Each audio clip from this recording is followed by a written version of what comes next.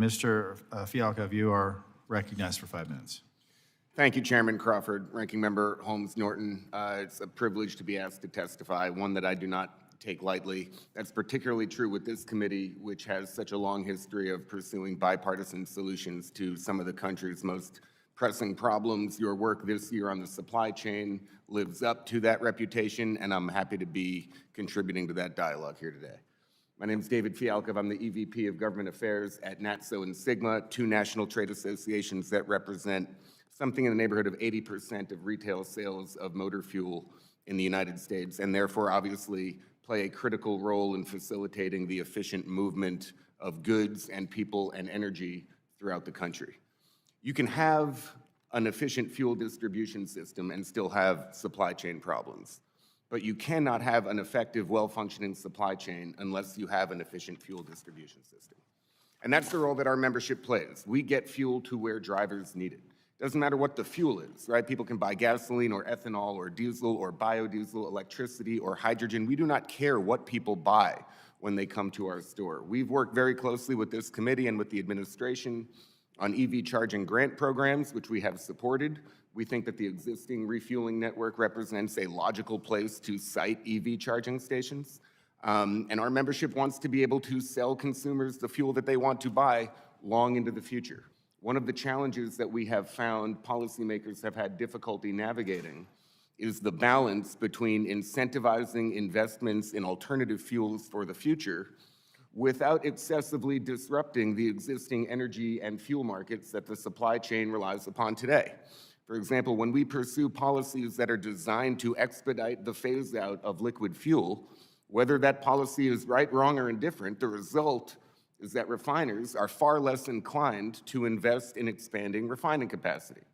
Those tend to be very capital-intensive investments. They tend to have very long return horizons. And the result is that we have the dynamic that we have today, which is that there's just less slack in the system than there has historically been. When things are going smoothly, people tend not to worry about it or think about it. Prices are stable, supply is plentiful.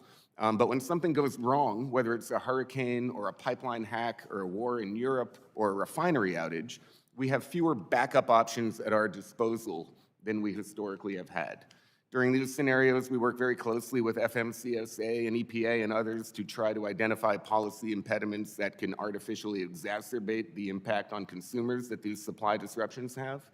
And in our experience, we think that those officials, state and federal, should have more flexibility to waive things like the hours of service regulations and the weight regulations in order to overcome supply disruptions. Another important impediment to the efficient supply chain that we think will have increasing problems going forward is the preferential tax treatment for sustainable aviation fuel relative to other biofuels that utilize the same feedstock inputs. Sustainable aviation fuel, or SAF, is basically a renewable jet fuel that indisputably has fewer environmental benefits than renewable diesel fuels do, and indisputably costs more money to make. Yet policy right now is driving biofuel producers to make SAF rather than renewable diesel. And the result of that will be that diesel emissions will go up and diesel prices will go up.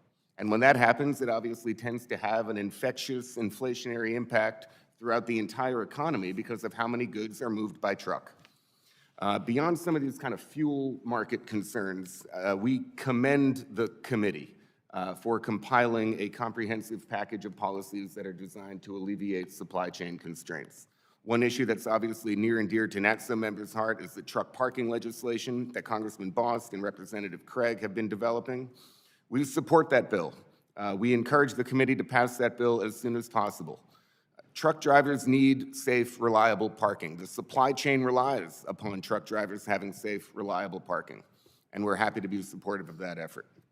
Finally, more broadly, I think that to effectively address a lot of the bottlenecks in the supply chain, the committee has to find a way to address labor shortages, affecting not only the trucking industry, but many businesses throughout the country. We're supportive of a lot of the concepts that have been considered thus far to encourage more men and women to become truck drivers, and we look forward to working with you on that as well.